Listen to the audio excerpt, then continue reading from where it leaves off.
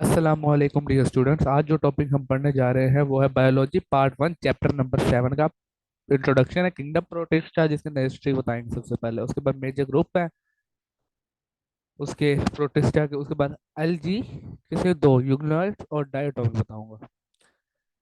Historic preference ये है कि मैंने बताया था ना कि 1831 था मेरे ख्याल से, जिसके अंदर एर्नेस्ट हैकर ने तीसरा सिस्टम किया था किंगडम प्रोटिस्टा, जिसके अंदर कॉलोनियल यूग्नोइड वगैरह को रखा जाता था एनिमल्स के अंदर, क्योंकि फिट नहीं आ रहे थे, बहुत सारे ऑब्जेक्शंस आ गई थी, तो उसके अंदर उन्होंने इसको रख दिया था। अब इवॉल्व में अपने साइज स्ट्रक्चर और मोशन और लोकोमोशन में ऑब्टेनिंग न्यूट्रिएंट्स के इंटरेक्शन विद अदर ऑर्गेनिज्म और हैबिटेट और मोड ऑफ रिप्रोडक्शन के अंदर सबसे पहले जो थे ये हुए थे, मतलब 1861 के अंदर जॉन हॉग था जिसने सबसे पहले प्रोटिस्टा डिस्कवर किया था। उसके बाद 1866 के अंदर अर्नेस्ट हैकल ने इसका बता दिया था। अब 1969 के अंदर किंगडम प्रोटिस्टा वेटकर ने जो 5 किंगडम दिया था उसके अंदर भी था। अब यह है कि evolutionary history organism in protista evolve होते हैं डाइवर्सिटी स्ट्रक्चर लोकोमोशन और साइज के अंदर है इनकी, किस तरह न्यूट्रिएंट्स ऑब्टेन करते हैं एनवायरनमेंट में, किस तरह कंपिटेंट होते हैं, किस तरह इनका मोड ऑफ रिप्रोडक्शन है, सारा इसके अंदर है।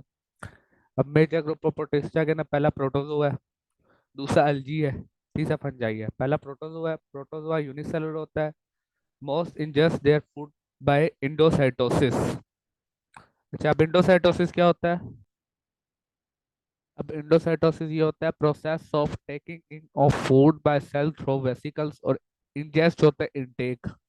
प्रोटोजोआ मोस्टली यूनिसेलुलर होता है और फूड इंडोसाइटोसिस से इनटेक करते हैं। Endocytosis the process of intaking of food through cell through vesicles. अब पहला इसका अमीबा है। This group includes all fresh living water marine soil amoeba as well as those which are parasites of animal. They lack flagella and move by specialized structures are Pseudopodia, false feet कहते हैं इन्हें। Entamoeba histolytica causes amoebic dysentery in human. अच्छा, अब इस group के अंदर सारे unicellular free living fresh water soil marine और सोयल अमीबा होते हैं, और वो भी जो पैरासाइट होते हैं, पैरासाइट मीन मच्छर। दे लैक फ्लैजेला, इनमें फ्लैजेला नहीं होता। जिस तरह प्रोकैरियोट्स के ना फ्लैजेला से मूव करते हैं, फ्लैजेला हिलता है और सेल आगे तरफ जाता है। इसके अंदर प्यूसिडो पोडिया होता है जिसको फॉल्स फीट कहते हैं, शॉर्ट आ जाता है बेटा। Entamoeba histolytica causes amoebic amoebic dysentery in human. Water shortage कर लो इसको, अमीबा की वजह से जो होती है ह्यूमन के अंदर, उसको अमीबिक डाइसेंट्री कहते हैं। अगला जू फ्लैजिलेट्स है। मोस्टली यूनिसेलुलर प्रोटिस्ट होते हैं, सफेरिकल और इलोंगेटेड बॉडीज होती है इनकी, सेंट्रल न्यूक्लियस होता है, प्रोसेसिस वन और many long whip like structure flagella होता है। मतलब मैनी का मतलब है लोफोट्रीशियस भी हो सकते हैं, एम्फीट्रीशियस भी हो सकते हैं, पेरिट्रीशियस के अंदर भी आ सकते हैं। टफ्ट सिंगल भी हो सकता है, टफ्ट डबल भी हो सकता है, सराउंड भी हो सकती है बॉडी। इंजेक्शन डेड ऑर्गेनिक या इनऑर्गेनिक मैटर करते हैं। फ्लैजेला एक्सट्रीमली फास्ट मूव करता है, जिस तरह अर्थवर्म मूव करती है उस तरह फ्लैजेला एक्सट्रीमली फास्ट मूव करेगा, या जिस तरह सांप चलता है। Free living symbiote parasites Rhizonymphes complex specialized flagellata with many flagella that live as a symbiote parasitic flagellate causes many disease. Rhizonymphes example दी है, स्पेशलाइज्ड फ्लैजिलेट होता है, इसके ऊपर काफी सारे फ्लैजेला लगे होते हैं जो पैरासाइटिक या सिम्बियोट के तौर पे काम करता है और काफी बीमारियां भी कॉज करता है, जैसे कि पैनोसोमा, अफ्रीकन स्लीपनेस स्लीपिंग डिजीज, बंदा सोया उठे ही ना, तो human cause due to bite of tsetse tsetse fly. अब इसकी तस्वीर नेट पर सर्च कर लेना, एक तरीका हम अच्छा नहीं समझो इसको भी। शैनोफ्लैजिलेट ससाइल मरीन और फ्रेश वाटर फ्लैजिलेट होते हैं विच आर अटैच ओए होए which are attached by a stalk and their single phloem is attached to a collar। Stack से अटैच होते हैं, स्टैक से मतलब एक बॉडी से अटैच होता है पूरी, एक जैसे वो वायरस में ही थे, एक पूरी शर्ट बनी होती है उस तरह की स्टैक समझ लो, और उसके ऊपर एक कॉलर लगा हुआ है जिसके ऊपर फ्लैजिलम अटैच होते हैं। जैसे वो वायरस था T4 पेज, हेड था, हेड के नीचे शर्ट लगी हुई थी, शर्ट स्टैक कर लो, साथ कॉलर लगा हुआ था, कॉलर को बेस टेल कर लो, बेस प्लेट कर लो, और उस कॉलर के साथ जैसे टेल फाइबर अटैच नहीं थे उस तरह इसके साथ फ्लैजिला अटैच हुआ। अच्छा।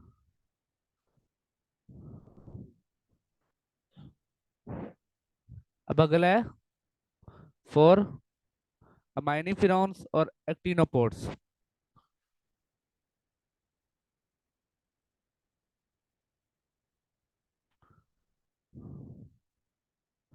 अच्छा, अब इसके अंदर ये मरीन होते हैं, मरीन प्रोटोजोन प्रोटोजोन शेल बनाते हैं। Test for aminophenons are made of calcium, whereas those of marine protozoans है शेल बनाते हैं।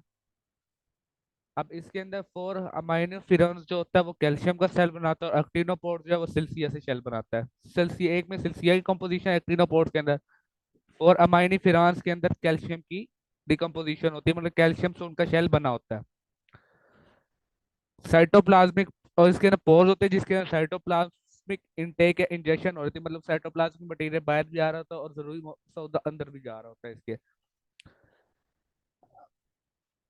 और आगे है projected production can be extended these cytoplasmic projection from a sticky interconnecting net that entangle prey forming past five have made many limestone depth।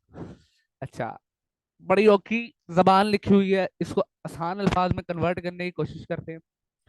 लिखा हुआ है mostly समुद्री जगह पर रहते हैं, शेल्स बनाते हैं। दो नाम है फोर अमाइनी फिरांस, प्रोनाउंसिएशन इसकी मुझे भी सही नहीं पता, आसानी से यही बोला जा रहा है, जिसका शेल कैल्शियम से बना होता है। दूसरा है एक्टिनोपोड्स, जिसका सेल शेल सिल्सिया से बना होता है। इस शेल के अंदर पोर्स होते हैं जिससे साइटोप्लाज्मिक एक्सटेंशन अंदर बाहर होती है, मतलब सौदे की अदला बदली हो रही होती है। स्टिकी इंटरकनेक्शन होते हैं साइटोप्लाज्म के अंदर, मेनली पुराने जमाने के अंदर इन्होंने काफी सारे लाइमस्टोन बनाए, मतलब चूने का पत्थर बनाया, मतलब CaCO3 बनाया। एपी कॉम्प्लेक्सेंस, बड़े औखे नाम है यार। They are large group of parasitic protozoa, some of which are serious, cause serious disease such as malaria in human. अब they lack specific structure for locomotion but move by flexing many epicomplexans, send part of their life in one host and other part to the other host. Plasmodium that causes malaria enter the body through an infected mosquito। Mosquito का नाम क्या था? Asophilus mosquito।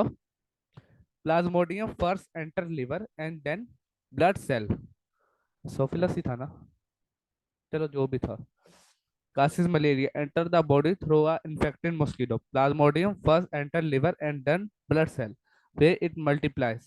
When each infected red blood cell bursts, which causes symptom of malaria, a chill followed by high fever caused by toxic substance that are released and affected and affect other organs of body। अब happy कॉम्प्लेक्सेंस है, large group of parasite होता है, mainly ये वो protist है जो मच्छर के अंदर जाता है और मच्छर को इन्फेक्ट करके मलेरिया का मलेरिया वाले सेल बना देता है मच्छर के अंदर। मच्छर जाके इंसान को काटेगा, उसको मलेरिया हो जाएगा, मेनली मलेरिया ये वाला प्रोटिस्टा काज करता है। अच्छा,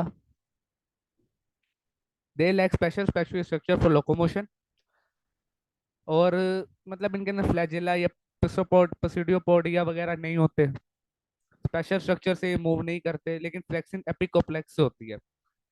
ये इस तरह होते हैं, अपना आधा हिस्सा किसी में भेजते हैं, आधा मच्छर में भेज दिया मलेरिया काज करने के लिए, आधा किसी और चीज में भेज दिया दूसरी बीमारी के लिए। अब मिसाल दिया प्लाज्मोडियम जो एसोफिलस मस्कीटो के अंदर होता है, उम्मीद करता हूँ एसोफिलस ही होगा, और एसोफिलस मस्कीटो के अंदर प्लाज्मिड जो एनोफिलस मस्कीटो के अंदर पाया जाता है, प्लाज्मोडियम।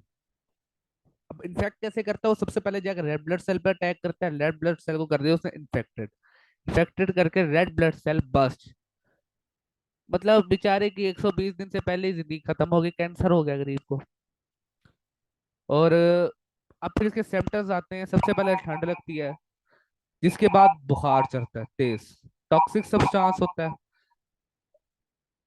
जैसे रेड ब्लड सेल बस्ट हो गया वही टॉक्सिक सब्सटेंस, क्योंकि रेड ब्लड सेल की तरह सेल्स के अंदर जाता है, डिवाइड होता है, तादाद बढ़ जाती है, इस तरह दूसरे ऑर्गन ऑफ बॉडी को भी ये डैमेज करता है। मतलब एपिकॉम्प्लेक्सन सीधी सीधी इसकी मिसाल दी हुई है, इसकी मिसाल प्लाज्मोडियम है जो मलेरिया काज करती है। मलेरिया कैसे काज होता है, जिस्म में जाता है, रेड ब्लड सेल के अंदर जाता है, रेड ब्लड सेल के साथ शरीर डिवाइड होता है, पहले उसको इन्फेक्ट करेगा, फिर अदर पार्ट ऑफ बॉडी को इन्फेक्ट करेगा। सिम्टम्स पहले ठंड लगती है, उसके बाद तेज बुखार होता है। बाकी अगर किसी को हुआ तो बेहतर जानता है। अगला सीलिएट है, यूनिसेलुलर ऑर्गेनिज्म होते हैं with flexible outer covering called pellicles that gives them a definite but changeable shape. In paramecium, the surface of the cell is covered with several thousand fine hair-like structure called cilia. Some ciliates are sessile and remain attached to the row. They set up water that get food toward them. Water regulation in freshwater ciliate is controlled by special organelle called contractile vacuoles. जैसे cell में vacuole होता है, इसके अंदर contractile vacuole होता है। Vacuole चौथे chapter में भी बताया था, टर्जिडिटी मेंटेन करता है स्टोरेज के अलावा, इस तरह ये भी टर्जिडिटी मेंटेन कर रहा है। Most of them are capable of sexual process called conjugation. During conjugation, two individuals come together and exchange their genetic material. पहले भी बताया था कंजुगेशन क्या होती है, एक बैक्टीरिया होस्ट से जेनेटिक मटेरियल लेके रेसिपिएंट को देता है और फिर वो फर्दर डिवाइड करता है, इस प्रोसेस को कहते हैं कंजुगेशन। अब सीलिएट क्या है, यूनिसेलुलर ऑर्गेनिज्म होते हैं, फ्लेक्सिबल आउटर कवरिंग होती है, पेलिकल कहते हैं जिसको, इनको एक डेफिनाइट बट चेंजेबल शेप देते हैं। पेरिमीशियम, surface of the cell is covered with several fine thread-like structures.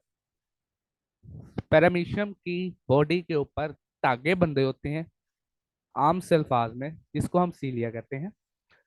Some सीलिया sessile होते हैं और अटैच रहते हैं रो को, सिसाइल मतलब चिपचिपे। They set up water that get food toward them. Water regulation in first water is maintained by contractile vacuole. इस 12वीं के अंदर पहले चैप्टर के अंदर होम्योस्टैटिक्स और थर्मो रेगुलेशन के आते हैं।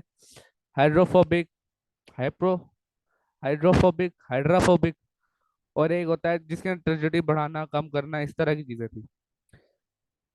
और केपेबल होता है सेक्सुअल प्रोसेस के अंदर, जिसको कंजुगेशन कहते हैं। कंजुगेशन पहले बैक्टीरिया में भी आया था, जिसके अंदर बताया था बैक्टीरिया जेनेटिक मटेरियल एक होस्ट से दूसरे रेसिपिएंट को देता है और वो फर्दर डिवाइड करता है। इसके अंदर भी एक्सचेंज ऑफ जेनेटिक मटेरियल होता है क्लोज आके, ये सीलिएट था। अब अल्जी शुरू होता है। अल्जी फोटोसिंथेटिक ऑर्गेनेली है। About 50 to 60% of the whole photosynthetic product process going on around the earth, इस मेजोरिटी उसके अंदर 50 से 60% अल्जी की है। यूनिसेलुलर होते हैं, प्लांट से बहुत ज्यादा रिसेंबल करते हैं due to their sex organs. इस फर्क इतना है कि जाइगोट जो है प्रोटेक्टेड नहीं होता पेरेंट्स से, पेरेंट की बॉडी में। A body which is not differentiated into true roots, stems and leaves and lacks xylem and phloem tissue is called thallus. Thallus की definition है no differentiation in two into true roots, stems and leaves and lacks xylem and phloem tissue is called thallus. वो algae जिसके proper stems, roots, leaves can differentiation ना हो, यो मतलब फर्क पता ना चले, उसमें जाइलम और फोएम टिश्यू मतलब पौधों की नसें ना हो, उसको थैलस कहते हैं। इसके साथ इसमें क्लोरोफिल भी होता है और ऑरेंज येलो पिगमेंट भी होते हैं, which are orange yellow carotenoids होते हैं विच आर फोटोसिंथेटिक पिगमेंट्स। अगला यूग्लिनॉइड है, अल्गी का पहला पहला है। उसके अंदर euglenoid various time have been classified into plant and animal kingdom based on molecular data closely related to जूफ्लैजिलेट्स।